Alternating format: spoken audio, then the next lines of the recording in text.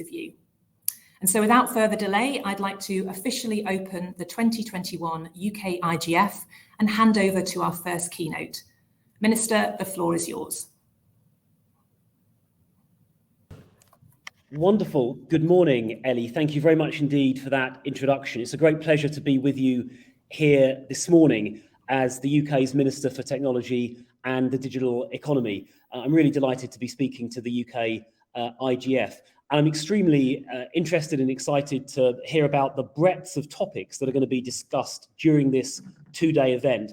And I think your agenda covers some incredibly important areas in my department, including policy making on online safety and data protection, the critical debate over the future of the internet, and it's a real pleasure to have the opportunity to talk about some of these areas and how the UK is driving them forward. We believe, the government believes very, very firmly that technology is an overwhelming force for good in the world and in the UK as well, and we are determined to do everything we can to promote the United Kingdom as a global centre for innovation, for growth and for investment. It is one of the government's critical priorities. I'm delighted to say that we're in a good position, as of course you all know. If you look at investment flowing into the tech sector, so far this year we've had over $30 billion of investment into UK private investment, into UK tech investment into private companies. That is more than any other European country. In fact, it's over twice the second country, which is Germany.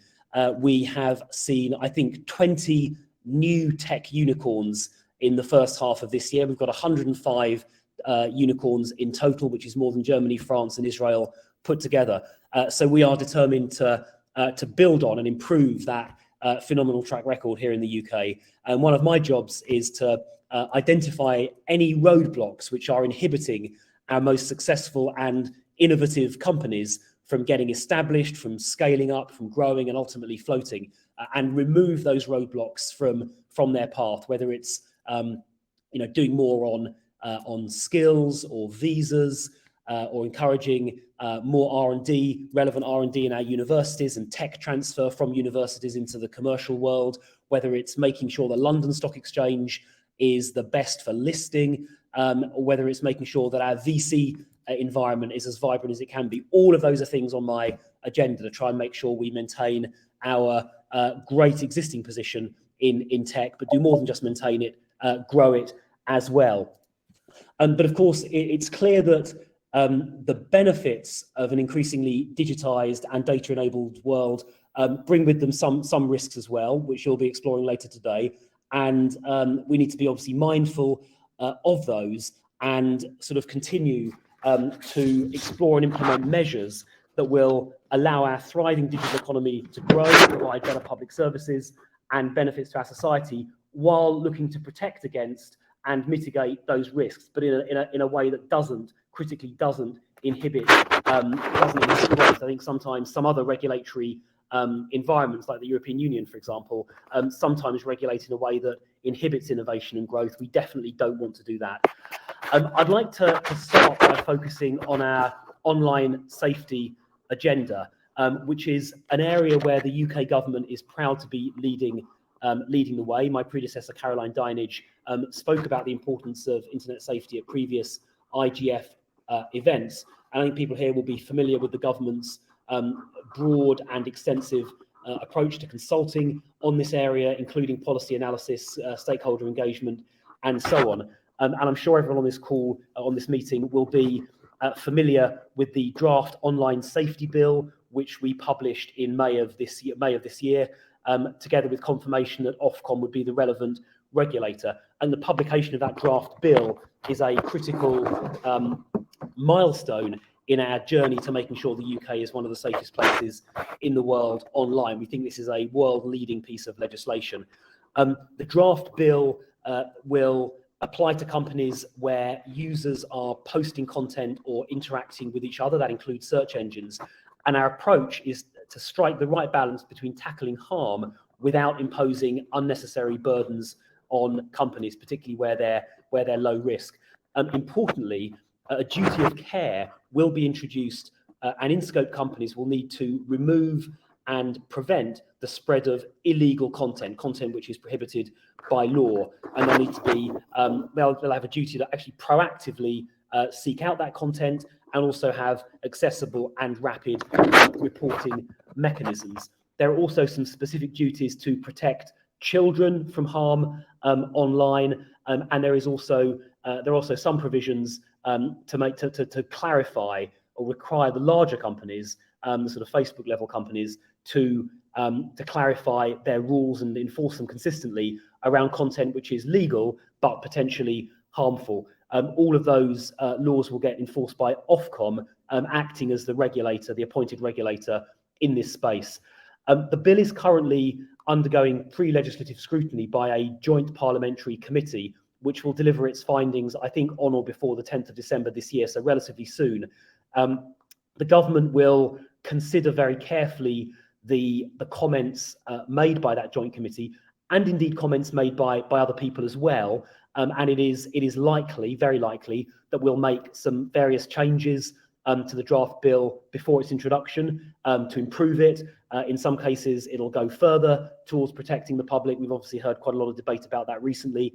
And we'll then introduce the bill as parliamentary time allows, but we would expect that, we hope, to be in the first half of next year, so we can get on and pass the bill into law. Of course, we recognise that regulation is only one tool in tackling the issue, and therefore there are a number of other things we're doing in the non-legislative space to tackle online harms. Safety technology is one of those. For example, age assurance technologies to make sure that children are protected from harmful content.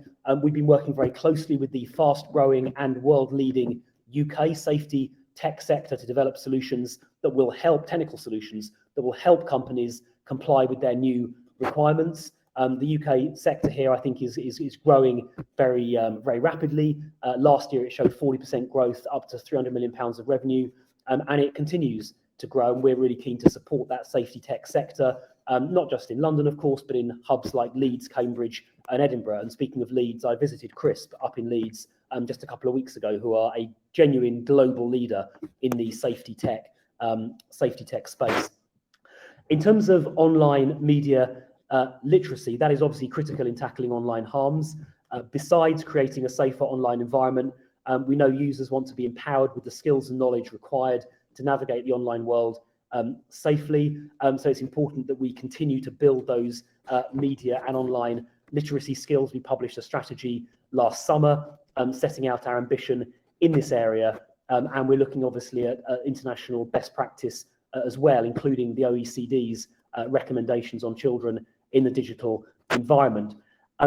In terms of international engagement, we think that is really important. Clearly, harmful content doesn't respect international boundaries, and therefore we're working closely with our international partners. We hold, as you probably know, the G7 presidency this year, and as part of that, we brought together those G7 leading economies around these issues, and we secured agreement on a set of internet safety principles between those G7 countries, which is a really significant step. And in March 2020, last year, in collaboration with the 5-country ministerial representatives, US, Australia, Canada, New Zealand, and the UK, we formally launched the voluntary principles to counter online child exploitation and abuse. So we're working multilaterally and plurilaterally as well, but we think our unilateral actions, particularly via the Online Safety Bill and other steps, we think will provide an example that we hope many other countries around the world will choose to follow as well. And we're hosting various events in the next couple of months, actually, including the Future Tech Forum, where we hope to work with other countries on these issues. In terms of data protection, which I know you're addressing today, the future of the UK's data protection framework is very important. We've set out a national data strategy. We think data is a huge strategic asset and is the driving force of our modern economies. 65% of UK businesses handle some form of personal data, and we want to unlock the power of that data to drive innovation and boost the economy. And that was at the heart of our AI strategy that we launched a few weeks ago, because clearly AI requires large data sets to operate. So we think the intersection of data and AI is really interesting. We know data has always been economically important. It's clearly now important on a scale that's unprecedented for all the reasons we know about. And we also know just how damaging it is if we lose data. We've seen that during the pandemic as well. So we're very keen to make sure we find ways of protecting that data and protecting it from loss as well. As with online harms, data reform poses challenging policy questions for government. Living in a scientific superpower, as we do in the UK, we don't want to see any kind of research stopped in its tracks, and we don't want to see scientists prevented from pursuing new ideas because of particular restrictions, unreasonable restrictions on data to do, for example, with the original use it was collected for. So our proposed reforms are designed to unlock the potential of scientific data while maintaining public trust in the research which it enables. And we hope we can go further than many other countries have done in that area to enable scientific research here in the UK. The launch of our consultation is the first step in the process to reforming the UK's data regime, balancing obviously public protection with innovation. In terms of the sort of future of the internet more broadly, clearly a huge topic. We know the internet is not static. It's underpinned by a complex assortment of constantly evolving technologies, which will continue to evolve probably at ever greater paces.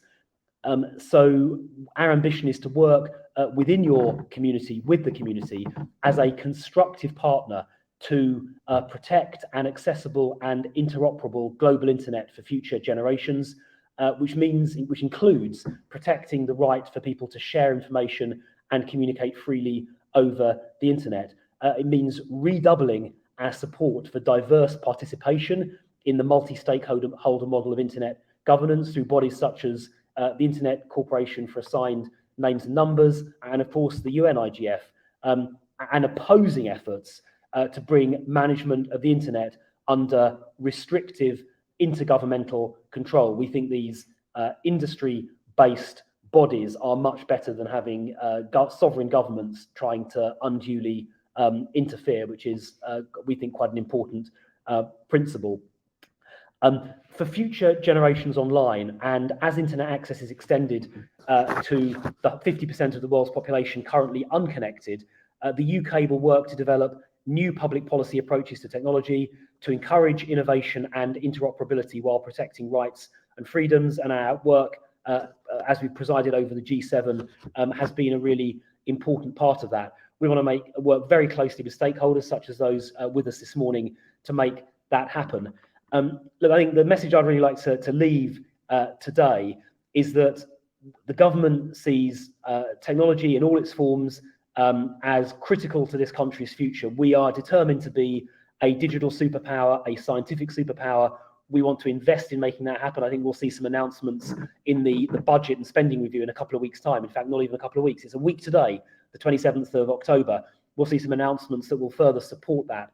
Certainly, both the Treasury, Number 10, and us here at DCMS are doing everything we will do, and will do everything we can to enable technological growth, while at the same time making sure the UK is the safest place to be online. But we'll always do that in a way which is as light touch as it possibly can be.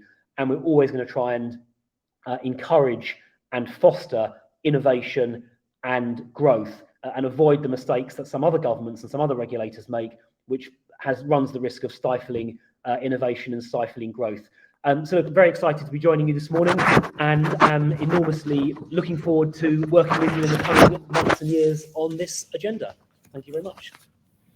Thank you very much, Minister. I think we've got a few minutes to cover some questions now, and we've had questions submitted from people who are attending the day today, and also from the steering committee. You probably won't be surprised that quite a few of those relate to the online safety bill, lots of interest in that area, and I know you've talked very much about the need to protect and mitigate against risk without inhibiting growth. I'd just be keen to understand a bit more about where you see the potential challenges in terms of getting that bill through Parliament. What is it? What do you see that we might be facing there? Well, it's a bill where lots of people have very strong opinions, and you'll have seen actually in Parliament on Monday, following the tragic murder of David Amis, that raised questions to do with the online safety bill. And I think the balance of parliamentary opinion is that we do need to do significantly more to protect people online, particularly on platforms that are sort of so ubiquitous and touch so many people's lives. And I think we're going to see probably various suggestions made that we're going to have to carefully navigate and carefully balance. We are very much in listening mode, responding to the Joint Committee, which is taking evidence as we speak, and we're going to look very carefully at what they say. We will, I think, be making some changes and improvements to the bill, but it's going to be hotly debated, both in the Commons and in the Lords as well. Yeah, understood. And again, I mean, you talked as well about how important that plurilateral approach is when you're tackling something that doesn't know national boundaries. I wonder if there are other sort of lessons that we could learn from, or from the discussions that you've been having, on that sort of global nature of some of the issues that we're trying to tackle, that we could take to the UN IGF in December, when we're trying to bring together different perspectives from around the world. Yeah, I mean, that's a very important forum. I mean, I think there's clearly, when you're trying to make changes, there's a tension between speed and global reach, right? So I think there's an African saying, if you want to travel fast, travel alone. If you want to travel far, travel together. And I think the truth is we need to do a combination of both. So via the online safety bill, we're effectively acting unilaterally and saying to social media companies that if you want to do business in the UK, then here are the rules that you need to abide by. And we're doing that unilaterally. We're doing it now. But I think in parallel with that, and complementary to that, are actions on a multilateral and plurilateral basis. And we really want to encourage other countries, particularly like-minded countries, to adopt similar approaches. And we are definitely going to work with the UN, the G7, a whole range of other groups. We're hosting quite a large number of countries, as I said earlier, in just a few weeks' time in London to talk about some of these issues at a conference that we've organised. So we're definitely going to be pushing forward on multilaterally as well, via established fora that we're creating ourselves. But we can't wait for that. We've got to act ourselves as well. There's quite a good parallel in international tax. So we've pushed forward with a bunch of measures, the Treasury have, to make sure that companies pay their fair share of tax. Global companies, like the diverted profit tax was an example of that. But we did that like 4 or 5 years ago. We've also acted via the OECD to put in place global tax rules that got announced like a couple of weeks ago. But there was like a 5-year gap, right? So we can't wait for that 5 years. We've got to act domestically straight away too. Yeah. And I know that UK government and DCMS have been very supportive of that multi-stakeholder approach. And you're talking there obviously about bringing like-minded countries together to talk about creation of standards and driving the right behaviours. I wonder what concrete actions you are taking to protect the kind of global internet, where we're maybe not dealing with like-minded countries. Are there other concrete actions the UK government is taking? Yes, I mean, I need to choose my words carefully here. Clearly, there are some countries around the world, and I can imagine the one in particular, or the ones that you're thinking of, whose commitment to openness, transparency, personal privacy are not the same as the values that we have. And it is important that I guess firstly try and persuade those countries that don't share our view to change their opinion, and persuade them of the benefits of openness and transparency and freedom and privacy and all those things. But to the extent that we can't persuade them to do that, and it is in some cases something of an uphill struggle, then I think we need to just ensure that they don't capture certain institutions which could have a chilling or a negative effect. And we need to work with the thankfully large number of like-minded countries who share our values and vision on this, but it's something that requires, I think, constant evangelism by government and by the industry, and it requires constant diplomatic attention as well. And it's something that I'm personally committed to doing. I meet regularly with our international department here at DCMS, who work closely with the Foreign Office, the FCDO, and I am investing and will invest quite a lot of time personally in making sure I talk to other countries around the world to maintain a powerful coalition in defence of our freedoms and values on the internet. Mm-hmm. And also, again, you mentioned in your opening about the potential for the chilling effect of regulation, and someone has wanted to ask a question around comments from the former Google CEO Eric Schmidt describing the EU AI Act's transparency requirements as being very harmful to Europe. Do you have a view on AI and algorithmic transparency and whether there's potential damage there? How do we make sure that that isn't the case in the UK, that we can continue to see that growth that you've talked about in those key sectors? Yeah, it's a great question. So the government's going to be laying out its views on AI regulation in a paper in the coming few months. But the principles that will underlie that will be keeping any regulatory intervention as light touch and as minimal as possible, so we don't stifle innovation.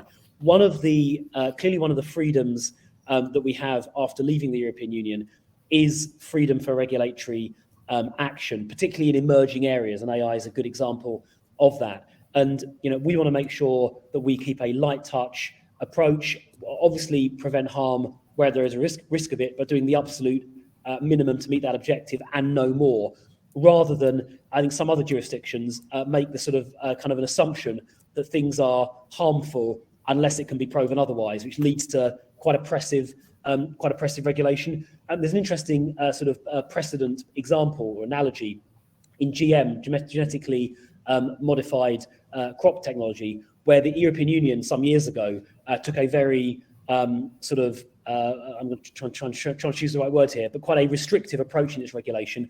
And as a consequence, Europe, or the European Union, which included at the time the UK, lost an advantage to the US, which took a much more pro-growth approach. And consequently, like the sort of GM capital of the world is the US, not the UK or the European Union. We definitely do not want to repeat that kind of mistake when it comes to emerging technologies like AI. And I think that approach will be reflected in the paper we're going to be bringing forward in the next few months. Great. Well, I suspect that may overlap as well with my final question. So you've talked a lot about just the extraordinary levels of investment coming into the UK. But I wondered what you think are the three most important things for the UK to be doing now to ensure that we do become that digital superpower that you clearly aspire for us to be. Yeah. Well, I think we should be clear that we are currently by far and away Europe's leader in this area. So if you look at most metrics around of tech leadership and tech development, we are by far the leading nation in Europe, and we're the third in the world on most measures, behind the US and China, right? So we should be clear that our starting point is a really great one. But the question is, how do we go from that position to an even better one? And I think there are kind of three critical ingredients you need for success in this sphere, which are their ideas, people, and funding. Right, innovative ideas, the people to execute those ideas, and the funding to finance them. And if you can bring together those three things in a kind of cold fusion, push them together, crush them together, then innovation and growth springs out of that combination. And we need to take action to improve our performance in all three areas. So in terms of people, there's obviously a lot of work to do in the skills agenda. That starting in schools, so a bigger emphasis on math, science, coding, tech in schools. Conversion courses at universities. We've got a whole load of conversion courses that we're funding through to PhDs. We're currently funding, for example, 1,000 PhDs in artificial intelligence, which is fantastic, and lifelong learning, right? But we also need to make sure that the most talented people globally can come here. So we've got some new visa routes. There's a new scale-up visa route opening up in a couple of months in March of next year. So fast growth companies can bring people in to the UK much more easily, right? So if somebody is super bright, wherever they are in the world, we want them to come here quickly and easily. So I think that's the people bit. On the ideas bit, I talked a bit in my opening remarks about funding for raw university research, which often kind of feeds later into into practical application. So I remember I studied physics at Oxford in the mid-1990s, and I remember there was work going on at the time on quantum computing, right, which at the time was largely theoretical. But now, obviously, 25 years later, we're seeing it getting deployed in sort of real life situations. And I think that tech transfer from university to commercialization is something that US universities do unbelievably well. And I think we can do better at that here in the UK. We do some already, but we need to do a lot more. And the third area was funding, I mentioned. I think we're good at the seed stage investments. I think SEIS, things like SEIS, EIS, VCT are all good. Although I am lobbying to improve them further by increasing some of the limits. Our VC community is good at the sort of Series A, Series B level. I think we need to do more to get institutional capital, by which I mean pension fund money and insurance company money, into our VC community to fund Series C scale-up investments. So that's the sort of 50, 100, 150 million pound checks for really meaningful scale-up. And one of the things, they're not participating. UK pension funds, UK insurance companies are not investing as much as I think they could or should in the sector. So, for example, 65% of funding into US VC comes from US pension plans. In the UK, the equivalent figure is only 12%. So I see a huge opportunity to try and encourage that. And as far as the sort of the very final leg in the capital journey is concerned, so I've started at the small and going to the big. The final leg in the journey is the public stock market, IPOs, and the London Stock Exchange is good. We've had some good IPOs this year, including Oxford Nanoport just a few weeks ago. But our market share of tech IPOs is lower than it should be. We've seen some of our best firms choosing to list in NASDAQ in New York, like Accenture, which is an Oxford-based AI company, medical science AI company. I'd like to get more of those companies listed here, and the Hill Review, which is being implemented, I think will help that. So it's that cold fusion of people, ideas, and funding. And if we get those three things together here in the UK, then there will be an even bigger explosion of innovation and growth. And that is what I'd like to see. Thank you. Well, thanks very much for kicking us off today and for giving us your time. We're really grateful to have had you here today. And I'm now going to hand back to Nigel, who'll tell us what's happening next. Thank you very much, Minister. Thank you. Bye-bye. Thank you so much. Thank you, Minister. Thank you, Ellie. That was a really excellent session. So thank you so much for